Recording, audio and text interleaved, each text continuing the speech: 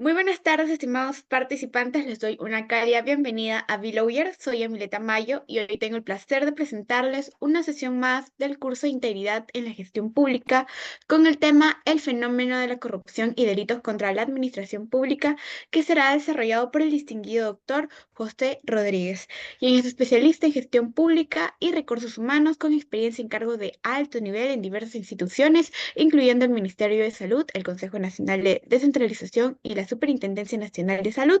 Además, ha trabajado como consultor para instituciones públicas y organismos internacionales como el Banco Mundial y el Banco Interamericano de Desarrollo. En el ámbito académico, ha sido docente en varias universidades y cuenta con un doctorado en educación, una maestría en administración y diversas especializaciones en potencial humano y administración de recursos humanos. Muy bien, estimados participantes que nos acompañan a través del aula virtual, aquí en la transmisión en vivo o diferido, se les recuerda que pueden realizar sus preguntas durante la sesión, las cuales podrán ser atendidas por el doctor en el momento que mejor disponga. Y finalmente, estimado doctor, estamos muy honrados por contar con su presencia el día de hoy y agradecemos que haya aceptado nuestra invitación. Por otro lado, les cedo el uso de la palabra para que pueda dar inicio a su presentación de hoy. Antes que nada, es un gusto estar con todos ustedes. Agradezco la invitación de Bill Lauer y bueno, el tema que me han asignado lo vamos a desarrollar de la manera más apropiada que pueda. Como el tema es bastante álgido y tiene muchos eh, ramificaciones, yo estoy desarrollando desde hace ya 2 meses, creo, o más, algunos artículos en un periódico y que tratan sobre gestión del Estado. Y ahí he tratado temas vinculados a la Contraloría, a Servir.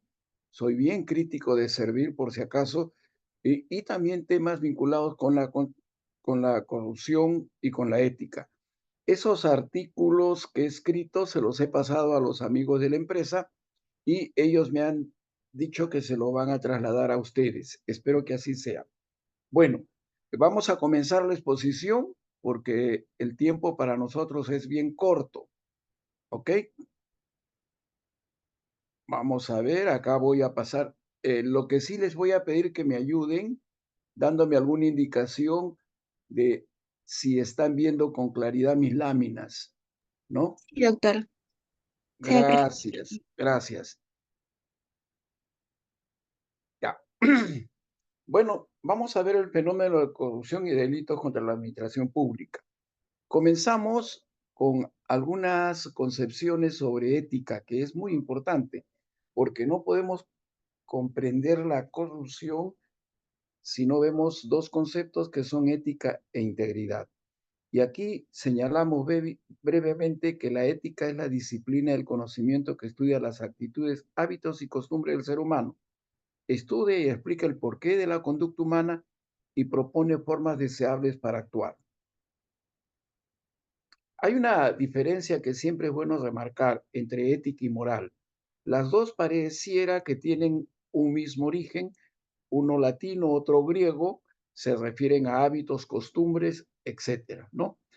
Pero ya en el enfoque moderno se ha pensado más que la ética tiene que ver con la parte filosófica, con la parte de principios, con los aspectos generales, mientras que la moral sería la ética llevada a la práctica, ¿no? Ahí vamos a ver que la ética llevada a la práctica va a tener dos elementos importantes, tiempo y lugar. La moral no es igual si no consideramos tiempo y lugar. Ejemplo, si en estos momentos tuviéramos la posibilidad de enviar a una dama a la época de la Inquisición y esta dama aparece bien apretadita con su pantalón hermosa, ¿qué le haría la Inquisición a ella por mostrarse así? Bueno, esa era la moral que primaba en ese tiempo, así como el rol de la mujer, la esclavitud y todo lo demás estaba justificado en términos de la moral de esa época, ¿ok? Lo cual no es igual ahora, pues ahora tenemos que las damas pueden vestirse como deseen, ¿no? Les tenemos respeto, consideración, propugnamos siempre la igualdad, etcétera. Entonces, eso en cuanto al tiempo. Y en cuanto al lugar, las normas morales que tenemos en el Perú no son las que tienen en Irán o Irak, por ejemplo, en los países árabes, ¿no? Son distintas y tampoco son las mismas normas que tienen los chinos o los rusos. Por ejemplo, los rusos son muy apegados a la iglesia ortodoxa, etcétera, pero también a lo que llamaríamos eh, normas morales antiguas, que le llamamos aquí, el respeto a la familia, etcétera, ¿no? Entonces, el lugar tiene mucho que ver, no es igual la moral aplicada en el Perú, aplicada en un país árabe, aplicada en China, aplicada en otros países. Entonces, decía que la moral es la aplicación de la ética llevada a la práctica, pero que la moral, bueno, tiene dos referentes importantes, tiempo y lugar que hay que considerar. ¿Ok? Una definición de ética nos dice que cada acto en el comportamiento estoy siguiendo aquí a Aristóteles, ¿ah? Tiene un nombre. A la persona que siempre se molesta se le denomina iracunda y al estado de ánimo ira, quien delibera con sano juicio es prudente y el estado de ánimo es la prudencia. El que habla con la verdad es verídico y al estado de ánimo se le llama veracidad. Todo individuo a lo largo de la vida adopta hábitos específicos para aplicarlos en su conducta diaria. De esa manera va adquiriendo principios éticos y formando su identidad. La ética estudia los actos del individuo, entendiendo por acto una disposición voluntaria y la inteligencia que suscita, controla y dirige las operaciones mentales para conseguir un estilo determinado de ocurrencia. Vamos a decirlo de otra manera. Nuestro pensamiento nos proyecta cómo vemos la realidad y nuestro pensamiento nos orienta a realizar acciones, a actuar de alguna manera, ¿no es cierto? Ese pensamiento ha sido condicionado por toda la formación que tenemos. Muy bien, y en ese actuar nosotros vamos repitiendo conductas que generan hábitos. Y esos hábitos van ayudando a formar nuestra personalidad. Y de la calidad de esos hábitos podemos nosotros construir nuestra conducta ética. Por ejemplo, si todo el tiempo llegamos tarde y hacemos una costumbre de eso, eso forma parte de nuestra conducta ética, porque el que llega tarde tiene dos características. Primero, no es ordenado y segundo, no respeta el derecho de los demás. Entonces vamos viendo cómo nuestros actos van formando nuestro carácter y nuestra conducta ética. Ahí vemos pues que la ética podemos verla también clasificada por virtudes y vicios, ¿no? Virtudes son algo positivo que al ser humano no lo perjudica, ¿no? Al contrario, ejemplo, la justicia, la libertad, la lealtad o la prudencia. Virtudes señaladas por la ética antigua, ¿no? Ahí tenemos amabilidad, cordialidad, amistad, autoridad, capacidad, compromiso, varios de ellos. Entre ellos, lealtad, libertad, magna. Siempre me recuerdo lealtad porque cuando yo he trabajado alguna vez fue una persona que yo llevé a un cargo de confianza, metió la mano, pues, y había cometido algunos fraudes y delitos. Y yo fui el primero en acusarlo. Cuando hablo con el viceministro me dice, pero ¿cómo? Tú no eres leal con la gente que has traído. Y yo le dije, discúlpame, yo no tengo la lealtad del perro. Al perro, el dueño puede ser un ladrón, pero siempre el perro le va a ser leal. Uno va a llegar el ladrón a la casa y el perrito le va a saltar, le va a bailar, todo. No, no, no, no tiene. La lealtad que tenemos los seres humanos es con principios, le dije. Ese señor que es mi amigo y eso me duele porque lo he traído a un cargo de confianza, ha metido la pata y tiene que asumir sus errores. Yo no tengo lealtad con personas que cometen delitos, faltas, quiebran los principios. Bueno, entonces hay que tener en cuenta esos términos, ¿no? Los estoy señalando ahí con alguna forma. Y los vicios son negativos o inconvenientes, actos negativos, porque no benefician al que los realiza ni al que los recibe. Ahí tenemos la injusticia, el despotismo, la traición o la imprudencia. Vicios señalados en la ética clásica también, ambición, ira, adulación. Sobre esto adulación un paréntesis chiquito, ¿no? Hace, por los años 70, un sociólogo peruano, Carlos Delgado, escribió un libro que se llamaba Acerca del arribismo en el Perú. Y él decía que en el Perú, para ascender, es decir, para cambiar de estatus, se utilizaba dos herramientas. ¿Cuáles eran? Uno era el sobe, que es la adulación, y otro era el raje, que es hablar mal del competidor. Entonces decía que la gente que quería subir, ascender, era sobona, pues, ¿no es cierto? Digamos, adulaba al que tenía poder que le podía dar. Y al mismo tiempo, si había un competidor, rajaba de ese competidor. Quiere decir que iba al superior y le decía, oiga, yo no quiero hablar mal de fulano, pero me han dicho, ¿no? Entonces, el sobe y el raje eran, pues, estamos hablando de los años 70, pareciera que todavía estuviéramos hablando del presente, ¿no?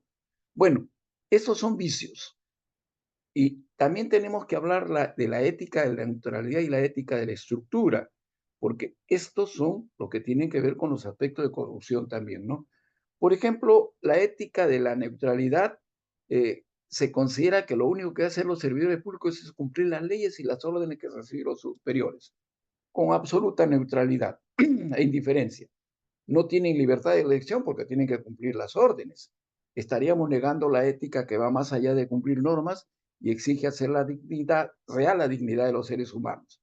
La ética y la estructura. También negaremos dicha ética si consideramos que los empleados públicos no pueden hacerse responsables de las acciones de sus organizaciones, las cuales son acciones colectivas en marcos estructurales, cuyas consecuencias son el resultado de miles de actividades individuales moralmente inseparables.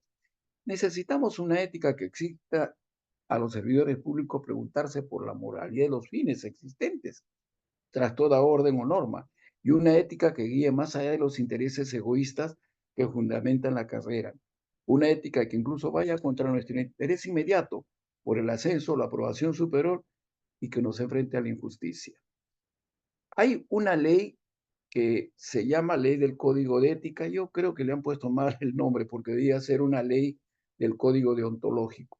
La deontología es la ética aplicada a una profesión.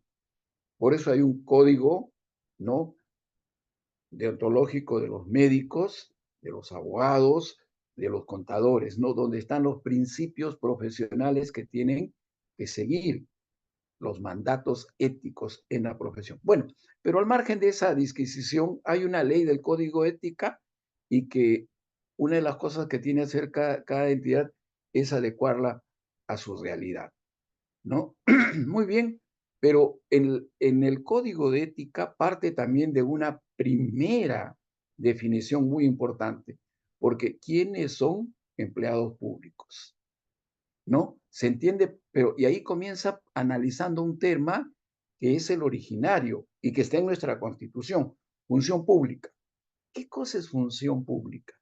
Es toda actividad temporal o permanente, remunerada o honoraria. Miren, temporal o permanente, remunerada u honoraria, realizada por una persona en nombre o al servicio de las entidades de la administración pública en cualquiera de sus niveles jerárquicos. Y dice que para efectos del código se considera como empleado público a todo funcionario y servidor de la administración pública en cualquiera que sea nombrado, contratado, asignado, que desempeñe actividades o funciones en nombre del servicio del Estado.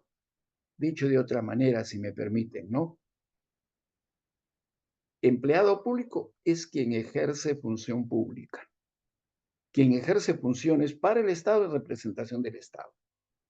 Y ahí viene una pregunta interesante que se la dejo a ustedes. ¿Los notarios ejercen función pública? Aunque no son empleados del Estado, porque el Estado no les paga, pero ejercen función pública. Les hago una pregunta. ¿No puedo yo mañana abrir un negocio y poner Pepe Rodríguez notario? No, no puedo. ¿Qué necesito? Que el Estado me autorice a través de una resolución ministerial en la cual me dan el título de notario para que yo trabaje. Estoy ejerciendo funciones públicas. Bueno, otra pregunta también que les hago a ustedes. ¿Los locadores de servicio ejercen función pública? Hay locadores de servicio que incluso firman adjudicaciones y un montón de documentos.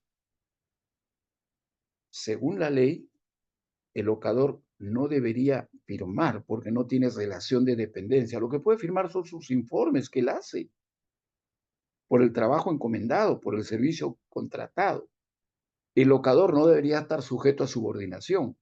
Entonces, ahí tenemos un caso en el cual los locadores ejercen función pública, ¿no? Y por lo tanto, en mi manera de pensar y de sostenerlo, son empleados públicos.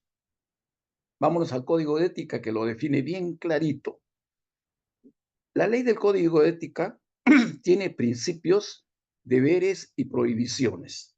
Los principios son respeto, probidad, eficiencia, idoneidad, veracidad, lealtad, obediencia, justicia y equidad, y lealtad al Estado de Derecho. Los deberes, neutralidad, transparencia, discreción, ejercicio adecuado del cargo, uso adecuado de los bienes del Estado, responsabilidad. Las prohibiciones, mantener intereses de conflicto. Esto es importante, esto de intereses en conflicto, ¿eh? A todo servidor público en el transcurso de su vida laboral se le va a presentar problemas de tener interés de conflicto. Eso no es negativo que se presente. Lo negativo es si uno no deslinda, pidiendo inhibirse, por ejemplo. Si hay un concurso y, digamos, hay un familiar, un amigo que está postulando, yo debería decir, señor, me voy a inhibir, pido que me inhibirme porque yo conozco a esta persona o es mi familia, ¿no es cierto? Bueno, prohibiciones, obtener ventajas indebidas, realizar actividad de proselitismo político, mal uso de información privilegiada y presionar, amenazar o acosar. ¿Qué es este cuadrito? Es el resultado de la evaluación del clima ético que yo he hecho en alguna institución, en la cual a los 40 y tantos participantes les distribuí unas hojas en las cuales ellos marcaban en qué nivel consideraban que estaba su institución. El 1, lo mínimo, el 5, lo máximo. Y este es el resultado. Les dejo para que lo puedan ustedes también de repente usar. Y ahí tienen lo que vi de conflicto de intereses, ¿no? Un conflicto de intereses constituye cualquier situación de interferencia entre un interés público e intereses públicos o privados que puedan influir o parezcan influir en el ejercicio independiente y parcial y objetivo de una función. Agencia Francesa Antifraude. En aquella situación en que por acción o omisión, incluso un cargo público, bueno, electo y no electo, vinculado por un deber de servicio al interés general, subordina dicho interés general a su interés particular o acción en forma de ánimo de lucro, pecuniario o en especie, incluso en el caso que no consiguiera con su acción u omisión su propósito.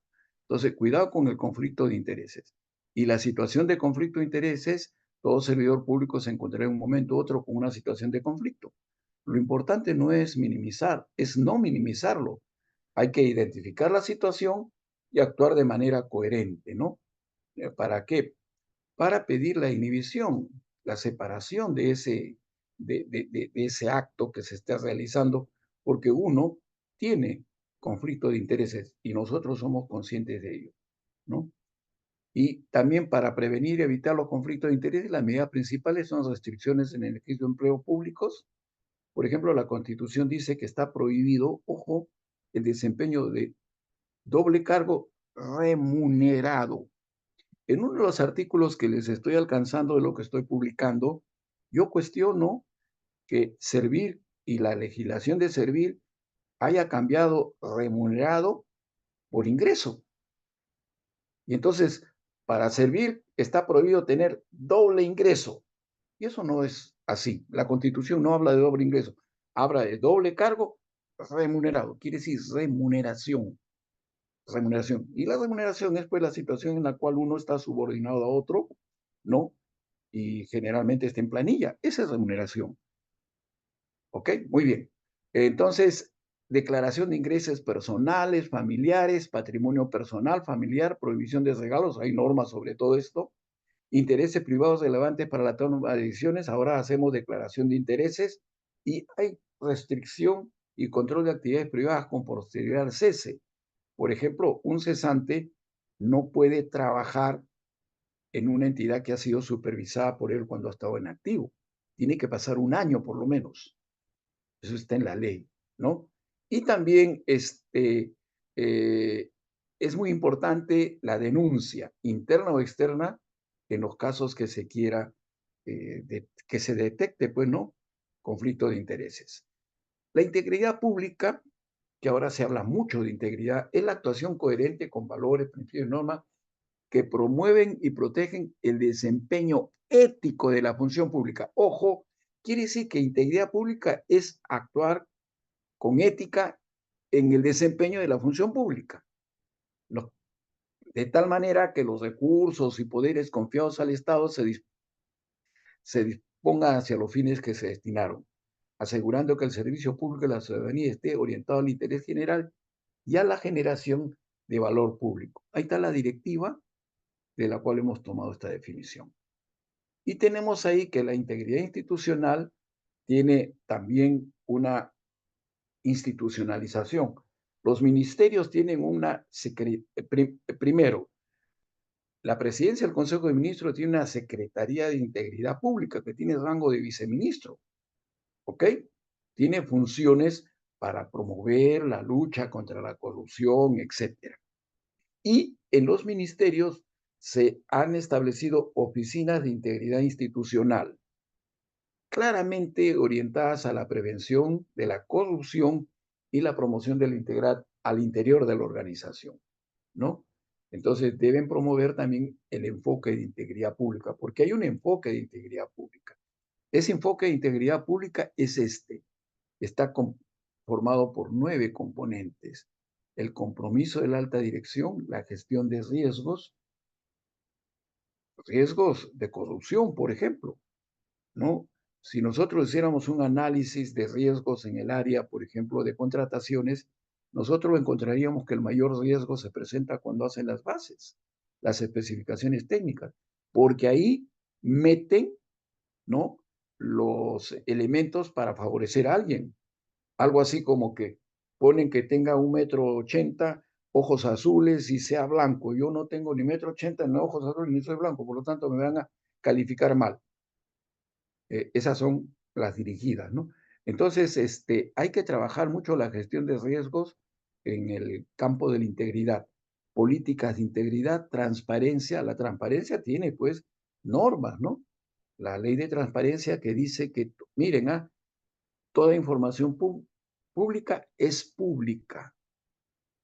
Cualquier ciudadano puede pedirla sin expresión de causa. Hay 3 excepciones nada más. 1, defensa nacional; 2, orden interno; y 3, información sobre la intimidad de las personas. En este último caso, nadie puede ir al hospital y pedir mi historia clínica. Esa es mía. Está protegida por la intimidad de las personas. Bueno, controles, ¿no? Comunicación, capacitación, canal de denuncias, supervisión y monitoreo, y hay un encargado del modelo. Y también se ha trabajado lo que es un índice de capacidad preventiva frente a la corrupción. Es decir, ¿qué hay que hacer para prevenir la corrupción? Esta herramienta permite medir la adecuación de la entidad al estándar de integridad. Tiene algunos factores, hay unos cuadros, ustedes pueden buscar esto en la Secretaría de Integridad y es interesante que la conozcan, ¿no? Para prevenir. Y bueno, vamos a la corrupción. Aquí hay 2 perspectivas. La primera considera la corrupción como el abuso de poder otorgado para el beneficio privado. Bajo esta definición es posible clasificar los actos de corrupción en 3 grupos: a gran escala, política y actos de corrupción menores. La segunda consiste en el aprovechamiento de la función pública para garantizar el beneficio particular.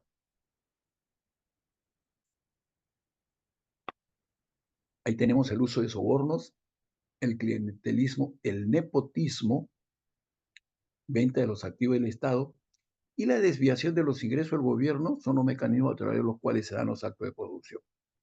Si hay alguna pregunta, me la hacen, por favor. La lucha contra la corrupción viene ya desde el Acuerdo Nacional, en la cual es parte de ese espíritu la promoción de la ética y la erradicación de la corrupción. Y pueden distinguirse 4 elementos que caracterizan la corrupción. Toda acción corrupta consiste en la transgresión de una norma. Se realiza para la obtención de un beneficio privado. Surge durante el ejercicio de una función pública asignada. El individuo corrupto intenta siempre encubrir activamente su comportamiento. ¿Ok? Y aquí tenemos el marco legal. ¿Cómo está el marco legal? La mayoría de leyes existen. Código de ética, integridad, anticorrupción, servicio civil contra el nepotismo, declaración de bienes, renta, declaración, etc. Incluso la ley que obliga a incluir una cláusula anticorrupción en los contratos que celebren las empresas. Es ridículo, ¿no? Algo así que antes que me den el brevete, yo voy a firmar que digo que, o ya me dieron el brevete y voy a firmar un documento que digo que no me voy a pasar ninguna luz roja. Oye, pero si para darte el brevete te han enseñado a ti las normas de tránsito y ahí está que tienes que respetar las luces. Entonces acá, pues, nosotros somos buenos haciendo normas, leyes que hacen un embrollo, ¿no? Incluso tenemos hasta una norma, una ISO antisoborno. Es decir, por normas no nos podemos quejar. Hay normas, bastantes. ¿Y qué pasa en la práctica? El marco de integridad y ética está fragmentado porque todos intervienen. ¿Se han puesto ustedes a pensar cuántos organismos, órganos intervienen en la lucha contra la corrupción?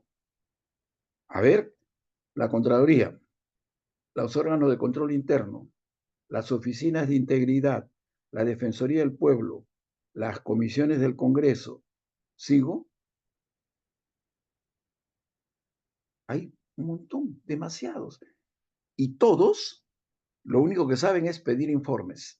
Cuando uno ha estado en la gestión, yo he sido gerente general de su salud, ¿no? Una entidad supervisora, una superintendencia supervisora de salud. Yo tenía una persona casi exclusivamente para responder el pedido de información.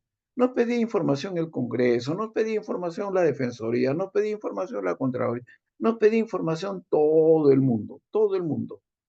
Y había que atenderlo, porque si no. Entonces, aquí todos intervienen. Y intervienen de manera fragmentada, no intervienen de manera integrada.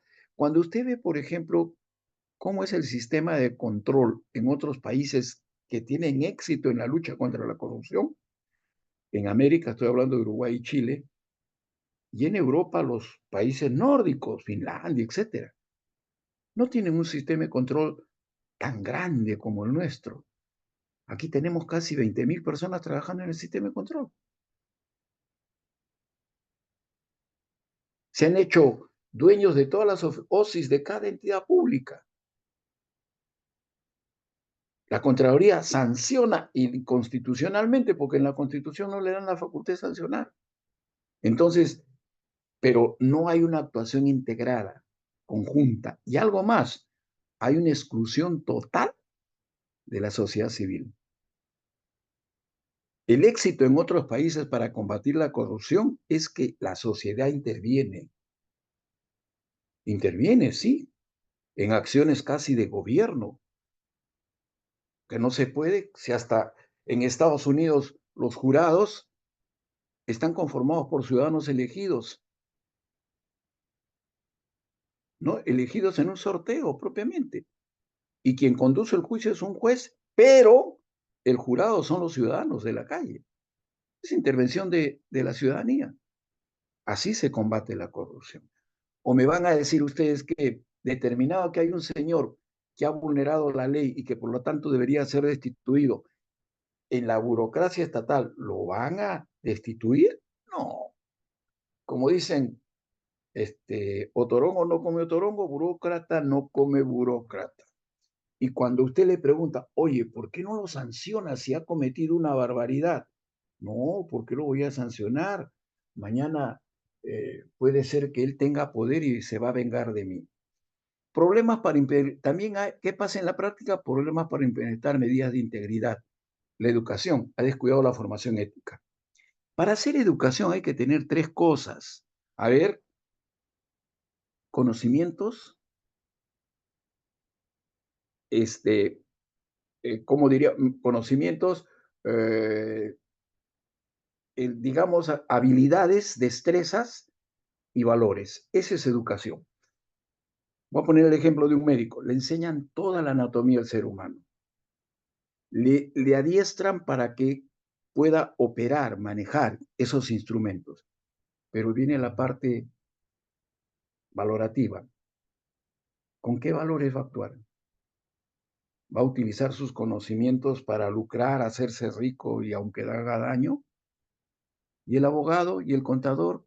Entonces, en la educación se ha descuidado la formación ética. Por eso estamos con problemas, pues.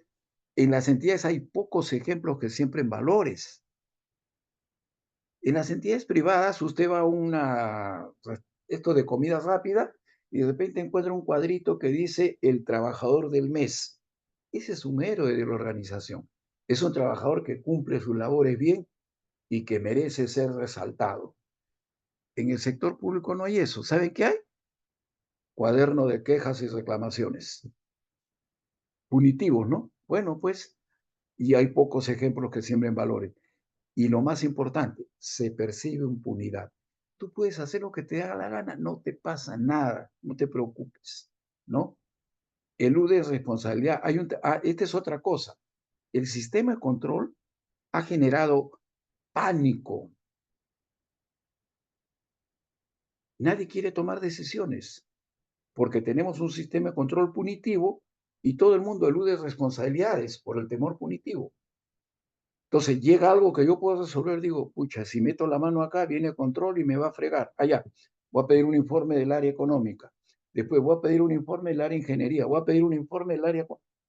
Y una vez que tengo todos los informes, hago un resumen y lo elevo a la superioridad. Yo no resuelvo. Ahí está pues el origen de la demora, ¿no? Nadie quiere tomar decisiones. Hay pánico gerencial. Bueno, esto es lo que pasa en la práctica. Y más práctica todavía. En un estudio de la OCDE, señala que, miren acá, ve, cuando uno le dice, pero hay que denunciar la corrupción, algunos dicen, bueno, no sé dónde denunciar. Otros, y estos son los más importantes, tengo miedo de las consecuencias. Denuncio y después se van a vengar de mí. Y otros dicen, ¿para qué? Si no va a haber ninguna diferencia. A mi hija hace tiempo le robaron un celular. Le arrancharon el celular y yo le dije, vamos a la comisaría para que denuncies. Me miró riéndose, me dijo, ¿para qué, papá? ¿Tú crees que va a haber alguna diferencia, alguna consecuencia? Ya lo doy por perdido. Entonces, entre este 41 y este 36, hacen un 77, casi el 80%. Miedo a la venganza y que no pasa nada, no hay ninguna diferencia. ¿Para qué pierdes tiempo en quejarte? Y hay una teoría que se llama equilibrio de Nash, ¿no? Dice que ninguno de los participantes que tienen incentivo para actuar de forma diferente a la solución corrupta, dado que es un intercambio, los participantes deben obtener beneficios superiores en esta acción a los que obtendrían con la acción alternativa, la no corrupción. Quiere decir que si la no corrupción me generase algún beneficio, ¿no? Yo actuaría, pero no me genera ningún beneficio, me va a generar más bien la crítica de otros, enemistarme con otros. No hay incentivos para actuar de manera correcta. Y este desequilibrio dice que los derechos de propiedad de trámite están definidos en favor del funcionario, lo que implica que éste tenga algo que intercambiar. Hay un funcionario que decide y ese es el que tiene, pues, la sartén por el mango. Los costos de transacción. Si, por ejemplo, y este es un caso real, yo solicito una licencia de construcción para un tercer piso desde febrero. Estamos en el mes de agosto, ¿no? Me han hecho 3 o 4 veces observaciones al plano, reiteradas y algunas adicionales. Hasta que una persona me dice, pero eres un tonto, pues porque mira, tu vecino que está a 2 cuadras está construyendo y presentó antes. Después, ¿y cómo lo ha hecho? Bueno, pues ha pagado, me dice. Entonces aquí, si, si me cobran 1.000 soles, el razonamiento lo pago, pues porque más pierdo si esto se extiende 3, 4, 5 meses y no me dan la licencia. Eso se llama costos de transacción, ¿no? La presencia de información asimétrica hacia el ciudadano quiere decir que quien tiene toda la información es el que está arriba y el que decide, y el ciudadano está sujeto a eso. Y razones para el avance de la corrupción en el Perú. En primer lugar, la creciente permeabilidad en amplios sectores de la población, que la consideran como una conducta natural en el uso de cuota del poder. Algo así como, pero ¿cuál es tu problema? Si está ocupando un cargo, tendrá que aprovecharlo, pues, ¿no? O lo otro que se dice, ¿no? Bueno, pues roba, pero hace obra. Segundo lugar, el sistema de creencias morales y de hábito de conducta se ha resquebrajado, trastocando los roles sociales. Tercero, hay un utilitarismo exacerbado, es decir, aunado al culto a la viveza, ha generado un fuerte debilitamiento del sentido de lo público y ha conducido a una perspectiva que privatice el espacio y la función pública. Cuarto, es preciso considerar que la corrupción generalizada se inserta de un lado en un proceso de movilidad social a cualquier costo. El corrupto, por ejemplo, el lavado de activos, ¿no? ¿Qué cosa es lo que busca? Tener dinero y ascender con ese dinero. Y para eso utiliza técnicas de blanqueo, pues, ¿no es cierto? Muy bien. La corrupción entonces es un proceso para subir de estatus a cualquier costo, sin sanción moral. Y de otro, en la complicidad de un importante sector de la clase dirigente. Y el quinto lugar, en la esfera política se percibe el divorcio entre la ética y la gestión pública. La acción política fija sus propios fines que debe perseguir a cualquier costo. Yo tengo un cuadrito que he armado para entender la corrupción. La corrupción es producto de monopolio, discrecionalidad, no fiscalización, impunidad, entonces hay corrupción. Esto en la parte operativa, porque la base también de la corrupción es que no hay educación que siembre valores éticos, ¿no? No hay ejemplos. Si nosotros vemos que los políticos son corruptos y llegan al poder para aprovecharlo a sus beneficios, bueno, pues, ¿qué nos van a enseñar?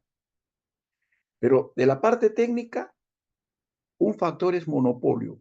Pocos cargos son los que toman decisiones con amplia libertad de decisión, lo que conlleva que sobrepasen su límite de autoridad y cometan actos corruptos.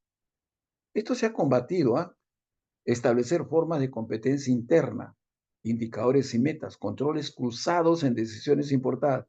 En algunas entidades privadas establecen controles cruzados. Quiere decir que una persona no decide sobre ese tema solo, son dos. Y eso es rotativo, de tal manera que así controlan las decisiones importantes, ¿no? Rotación de personal, benchmarking, es decir, benchmarking es referenciamiento, compararse con entidades nacionales e internacionales, eventualmente nacionales e internacionales, ¿no? Por ejemplo, ¿cuáles son los estándares internacionales para atender este trámite? Y nosotros vemos que estamos excediéndolo. Bueno, pues tenemos que pensar si es posible averiguar cómo lo hacen otros y eventualmente tercerizar para inducir la competencia. Curioso, en un libro sobre privatización escrito en Estados Unidos, encontré una anécdota, ¿no? Que dice que un alcalde, bueno, ya se llaman de otra manera, pero un alcalde, digamos, de una ciudad, este, dividió la ciudad en dos para la limpieza. Entonces, una le entregó a la empresa estatal de limpieza y la otra parte se le entregó a una empresa privada. Por supuesto que todo el mundo creía que la empresa privada iba a obtener mejores resultados. No fue así. Fue la empresa estatal la que tuvo mejores resultados. ¿Por qué? Porque se puso a competir con la otra y no quería quedarse atrás. Entonces, la competencia es sana. ¿Ok? Discrecionalidad, cuando hay un alto poder de interpretación de las normas por algunos funcionarios que pueden resolver como quieran. Es famoso eso que dice, para si mis amigos todo, para mis enemigos la ley, ¿no? Bueno, las normas están mal hechas, pues, de tal manera que dejan una discrecionalidad tremenda en la cual puede quien decide ampararse, ¿no es cierto? Y se controla la discrecionalidad con normas claras y procedimientos sencillos, verificables, responsabilidades de los cargos establecidas, regulaciones y política basada en la alineación con estándares internacionales, transparencia, elecciones y, ¿por qué no?, gobierno electrónico cada vez más, ¿no? No fiscalización, cuando existiendo múltiples órganos de control formal, estos son inoperativos, como es el caso del Perú, y en realidad la fiscalización está ausente. Establecer el escrutinio ciudadano a través de gobierno abierto y supervisión continua, hacer participar al ciudadano y manejar denuncias, incrementar la revisión de cuentas para fortalecer las principales instituciones responsables de la agenda de integridad. Y el más terrible de todos es la impunidad, cuando los corruptos no son castigados y todos vemos que no pasa nada. Son un mal ejemplo de cómo enriquecerse rápido. Aquí cómo combatir, establecer las reglas y las consecuencias. Las reglas y las consecuencias dice que buenos desempeños ameritan reconocimientos, premios. Malos desempeños ameritan sanciones, ameritan amonestaciones, ¿no es cierto? Entonces acá decimos, desempeños buenos se estimulan y premian, desempeños corruptos se penalizan. Y hay que sancionar con efectividad real y evidente, que todo el mundo sepa que estamos sancionando, para señalar que no hay impunidad. Quien la hace la paga de verdad. Si nosotros manejásemos estos 4 elementos, tendríamos un menores niveles de corrupción. ¿Ok? Y impulsores de la corrupción. La situación general de anomia que conduce a la gente a pensar que cualquiera que ocupe una posición de poder va probablemente a explotarle en el propio interés, en el de él y de su familia, otros grupos sociales hacia los que tiene sentimiento de lealtad. Las acciones de empresas transnacionales que buscan decisiones gubernamentales la favorezcan, un bajo nivel de disciplina social, una debilidad de los mecanismos de reformamiento social y gubernamental. Cuando hablo de empresas transnacionales, se viene a la cabeza Lavajato, ¿no? El Odebrecht. Miren, años Odebrecht operó en el Perú, sobornando, etcétera, ganando concursos mal hechos. El sistema de control ni cuenta se dio. Odebrecht se le pasaba por medio de las piernas, era un elefante y no sentía. ¿Cuándo se relanza lo de Odebrecht? Cuando en Estados Unidos descubren la corrupción y entonces pasan el alerta para que los demás países revisen. El Perú revisa y ahí encuentra. Quiere decir que tenemos un sistema de control al cual se le puede pasar cualquier cosa, ¿no? ¿Y de qué se encarga? De sancionar a los pececitos chiquitos y a los tiburones. Bueno, la prevalencia de desigualdades en la distribución de la riqueza y una considerable pobreza, desinformación sobre cuáles son las reglas oficiales o sobre qué conductas son regulatorias de las mismas, una mayor valoración del intercambio de favores, lealtad personal y ganancias privadas, y una menor valoración de la probidad y eficiencia, una indiferenciación entre el uso público e interés privado, aunado a una tendencia a ver la función pública como el medio principal de enriquecerse. Vamos a ver de manera rápida algunos delitos contra la administración pública. Abuso de autoridad. Yo siempre he definido que es cuando alguien utiliza la autoridad que tiene para causar daño a los derechos de otras personas. Acá en el Penal dice, el funcionario público que abusando de sus atribuciones comete o ordena un acto arbitrario que cause perjuicio a alguien. Y el que valiéndose de su condición de funcionario del servicio público condiciona la distribución de bienes o la prestación de servicios correspondientes a programas públicos de apoyo o desarrollo social con la finalidad de obtener ventaja política o electoral de cualquier tipo en favor propio o de terceros. Omisión, rehusamiento o demora de actos funcionales. En funcionario público que ilegalmente omite, rehúsa o retarda algún acto de su cargo, cuando la omisión o usamiento de modo del acto funcional esté referido a una solicitud de garantías personal o a un caso de violencia familiar. Bueno, este es un delito, pero también es una falta. Si ustedes ven la 27444, la Ley General del Procedimiento Administrativo, que quien se vincule con la administración pública debe leerla y revisarla bien, porque es el sistema sanguíneo de la administración pública, esa ley. Bueno, ahí también hay, digamos, faltas cuando no se atiende con prontitud los procedimientos. Nombramiento de aceptación ilegal. El funcionario público hace un nombramiento para cargo público a persona en quien no concurren los requisitos legales. El que acepta el cargo sin contar con los requisitos legales será reprimido en la misma pena. Bueno, acá hay varias cosas. No he puesto, por ejemplo, que también está reprimido ostentar grados, títulos, honores, que no los tienes. Por ejemplo, usted va a ver que hay varios que se promueven como doctores. Aquí en Facebook, mire, promocionan un curso y de doctor fulano de tal, doctor mengano de tal, yo los conozco. Hay uno que no tiene ni la maestría, tiene su título profesional. Hay otro que tiene maestría, pero no tiene doctorado. El Código Penal sanciona eso. Ok. Concusión. El funcionario del servidor público que abusando de su cargo obliga o induce a una persona a dar o prometer indebidamente para sí o por otro un bien o un beneficio patrimonial. Cobro indebido. El funcionario del servidor público que abusando de su cargo exige o hace pagar o entregar las contribuciones o emolumentos no debidos o en cantidad que excede la tarifa legal. Y la colusión simple y agravada, ¿no? El funcionario del servidor público que interviniendo directa o indirectamente por razón de su cargo en cualquier etapa de la modalidad de adquisición o contratación pública de bienes, obras o servicios, concesiones o cualquier otra operación a cargo del Estado, concerta con los interesados para defraudar al Estado o entidad u organismo. Hay una concertación ahí, ¿no? El funcionario,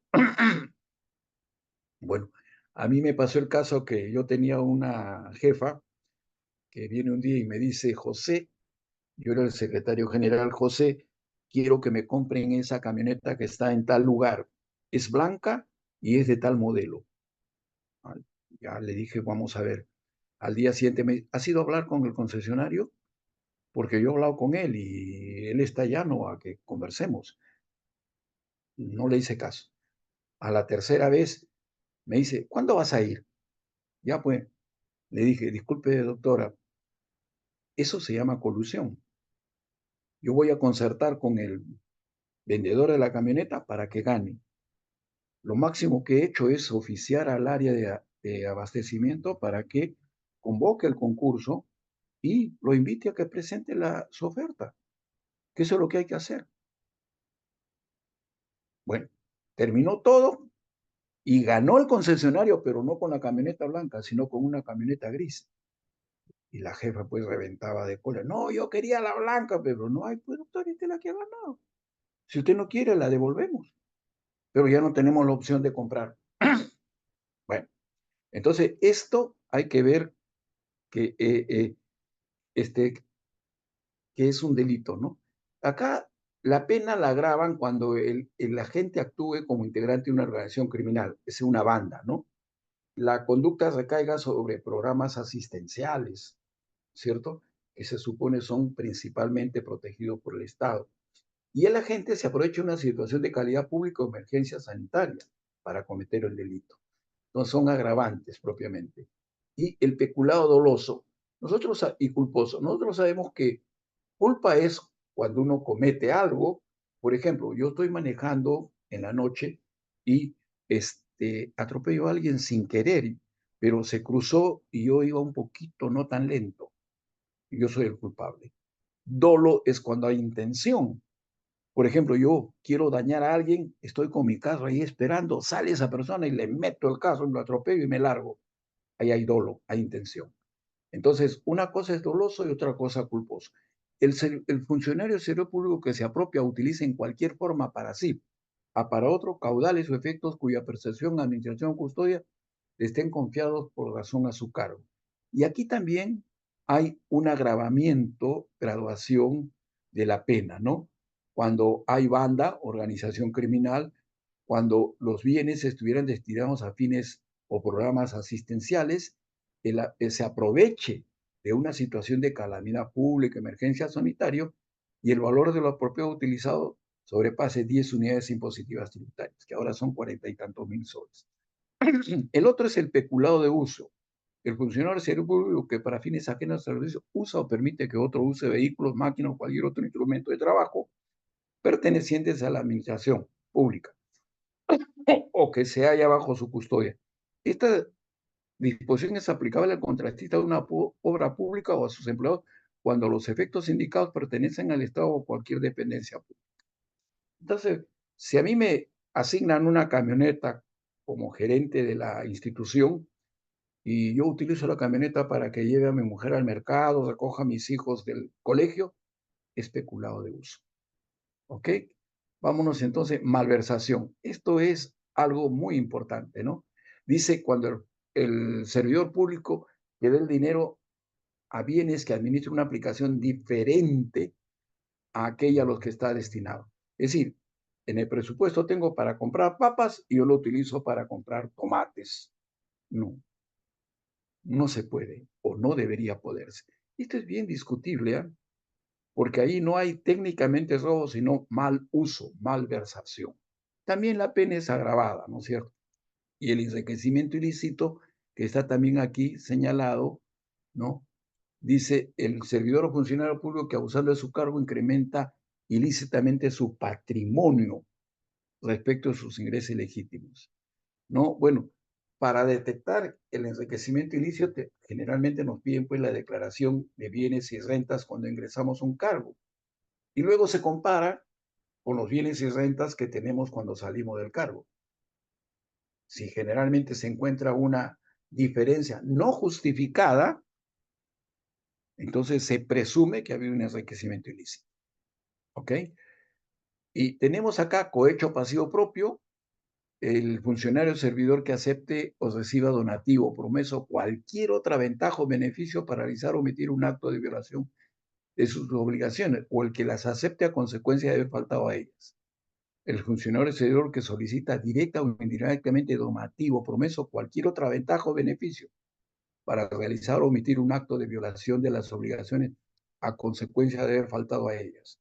El funcionario servidor público que condiciona su conducta funcional derivada del cargo o empleo a la entrega o promesa de donativo o ventaja. Y cohecho pasivo propio, el funcionario servidor público que acepte o reciba donativo, promesa o cualquier otro ventaja o beneficio indebido para realizar un acto propio de su cargo o empleo, sin faltar a su obligación o como consecuencia de lo ya realizado. Es decir, recibo lo que me dan porque voy a agilizar el procedimiento, ¿no? Voy a hacerlo más rápido para él o lo voy a poner en prioridad a él y no a otros. El funcionario del servidor público que solicita directa o indirectamente donativo, promesa o cualquier otra ventaja indebida para realizar un acto propio de su cargo o empleo, sin faltar a su obligación o como consecuencia de ello lo ha realizado. Cohecho pasivo específico, el magistrado, árbitro, fiscal, perito, miembro de tribunal administrativo, cualquier otro análogo a los anteriores, que bajo cualquier modalidad acepta o reciba donativo, promesa o cualquier otra ventaja o beneficio, a sabiendas que es hecho con el fin de influir o decidir en asuntos sometidos a su conocimiento o competencia. También cuando bajo cualquier modalidad solicite directa o indirectamente donativo, promesa o cualquier otra ventaja o beneficio, con el fin de influir en la decisión de un asunto que esté sometido a su conocimiento.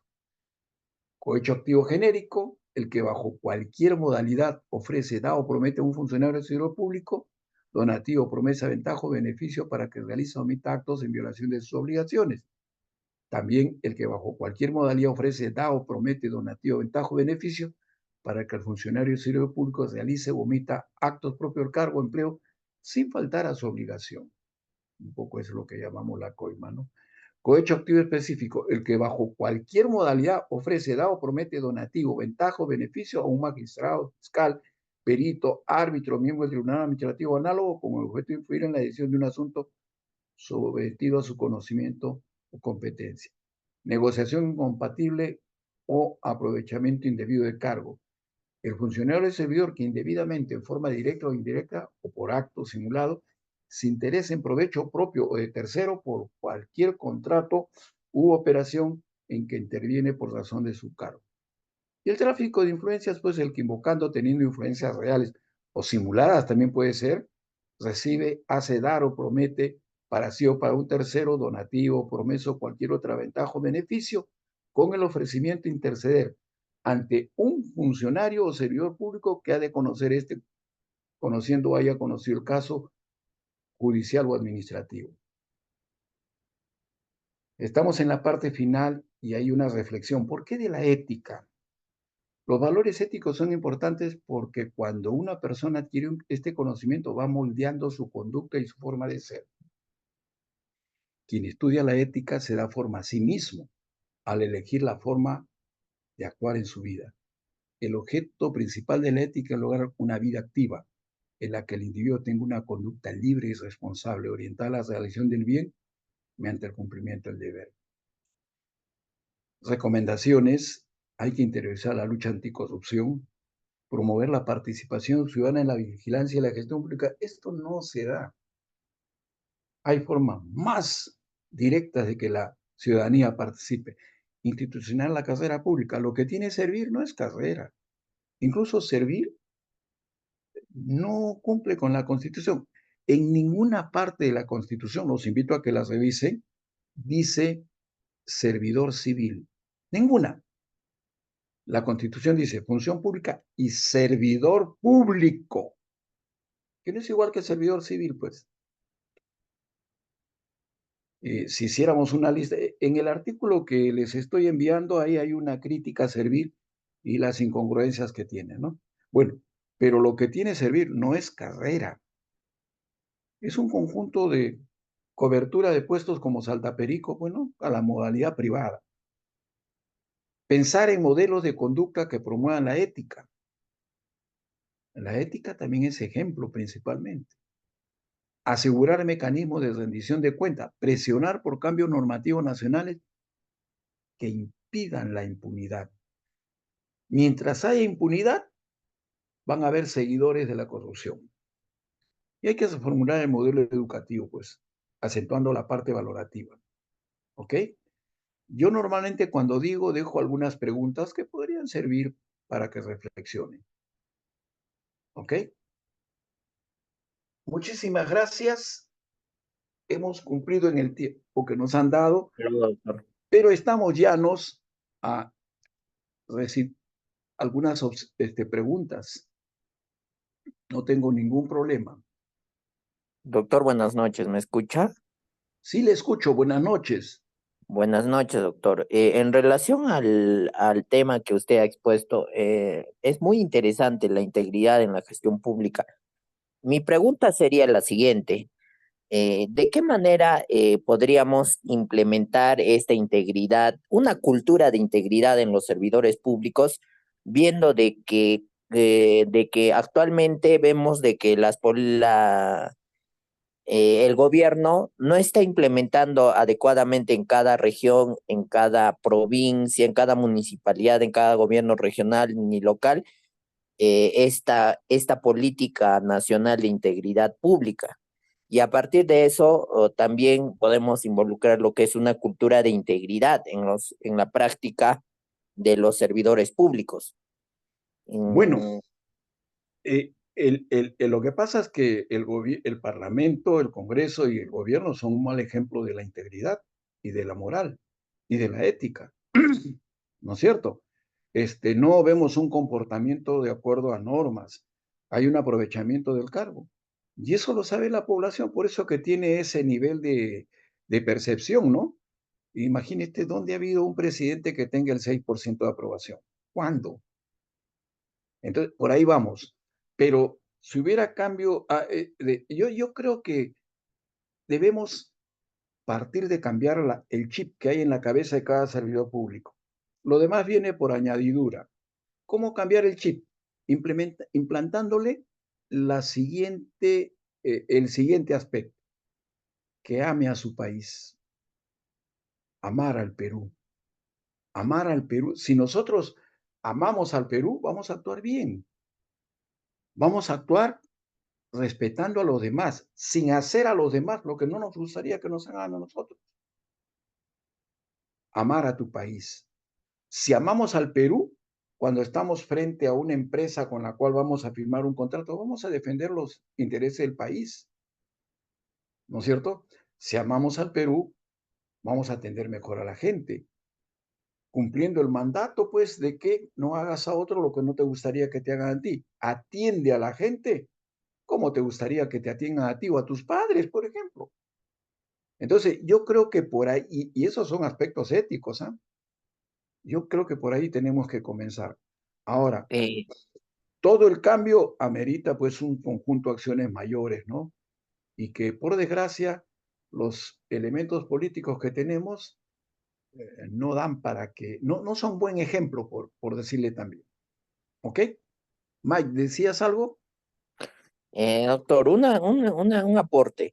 Yo he pensado de que esta temática de la integridad en la función pública, debemos de fortalecerla, la integridad en la gestión pública, a partir digamos, de planes de capacitación, y primigeniamente todos estamos inmersos a realizar capacitaciones, talleres, hasta un plan de inducción a partir de esta política y este programa de integridad del 2024, que algunas municipalidades ya lo han implementado, ya está todo bien hecho, es como un instrumento en el cual te orienta, te dice cómo implementar la integridad, una cultura de integridad en los servidores públicos.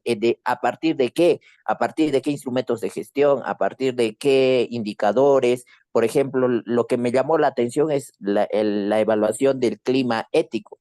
A partir de esa evaluación del clima ético, podríamos sacar conclusiones, por ejemplo, indicadores que nos puedan decir nuestros servidores públicos cómo van en sus instituciones, si es que practican la honestidad, los valores, los principios, y de qué manera nosotros podemos enfrascarnos o intervenir en ese aspecto, si es que va a haber alguna conducta, por ejemplo, eh, irregular de estos funcionarios, y de esa manera poder ahí plasmar práctica, talleres, un taller de inducción, yo lo estoy pensando, aplicar en una municipalidad un taller de inducción de la integridad. ¿Cómo debería ser la integridad en la función pública?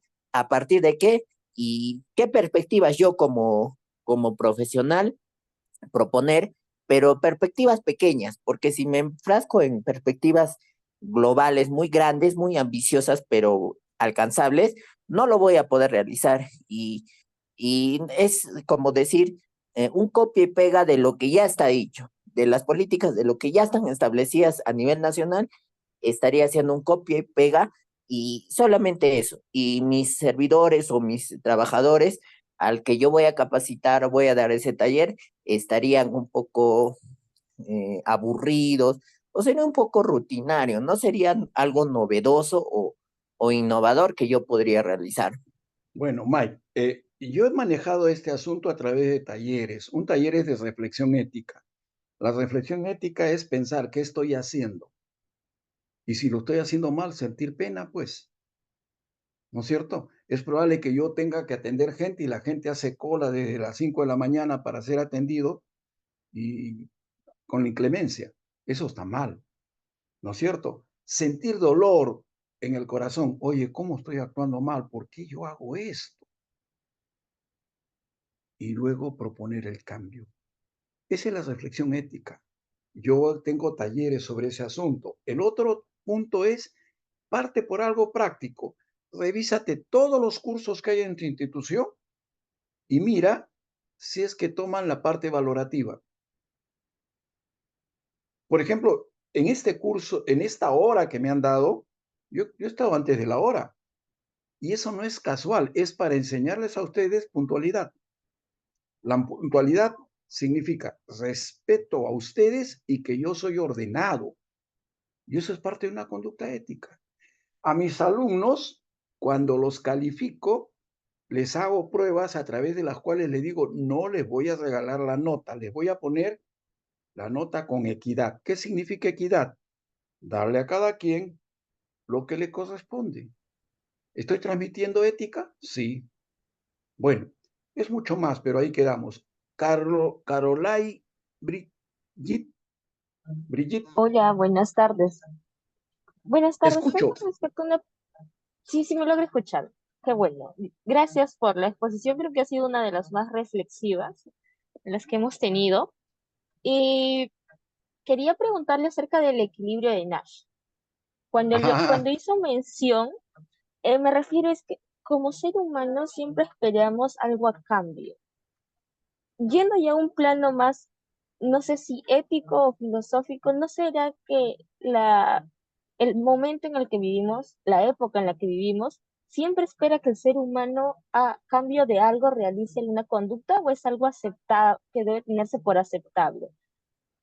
O sea, lo digo por el hecho de que en la administración pública, ah, bueno, cualquier persona que trabaja en la administración pública no es distinta a una persona que trabaja en el sector privado que espera lucrar, tal vez no lucrar con el ánimo de hacer una empresa, pero tenemos los intereses de generar dinero, crecer como personas, colaborar con nuestras familias, pero si siempre nos formamos esperando a cambio algo, no podemos que eso coordine. Incluso el análisis que usted hace a través de ese equilibrio de Nash, de entender que el ser humano siempre está esperando algo. Y si no espera algo, no va a actuar bien. O sea, porque lo que está esperando tiene que ser mayor para evitar que actúe mal. a ver, yo creo que el obtener ganancias no es antiético. La empresa privada, mira, yo me acuerdo por los años 80, leí un artículo de un tal Matsushita japonés en ese tiempo, y él decía que la empresa tiene la responsabilidad ética de tener utilidades. Y le preguntaban por qué. Decía, porque si hay utilidades, podemos pagar impuestos, y los impuestos se van a redistribuir por el gobierno para las acciones que tenga que hacer. Segundo, podemos mejorar los salarios de los trabajadores. Tercero, podemos preocuparnos por la comunidad, lo que ahora se llama responsabilidad social. Y cuarto, decía, podemos pagarle dividendos a nuestros accionistas. Entonces, ¿cómo que la empresa no tiene la responsabilidad ética de generar utilidades? Sí la tiene, sí la tiene. Ahora, cuando te he hablado de el equilibrio de Nash, ahí viene, hay dos puntos que me gusta puntualizar así. Uno es el costo de transacción. ¿Qué cosa a ver, vamos a suponer que tú quieres sacar una licencia de construcción y te dicen, si le pagas 2.000 soles, te voy a decir el caso de una prima mía, no te voy a decir dónde, pero que tiene un colegio en provincia.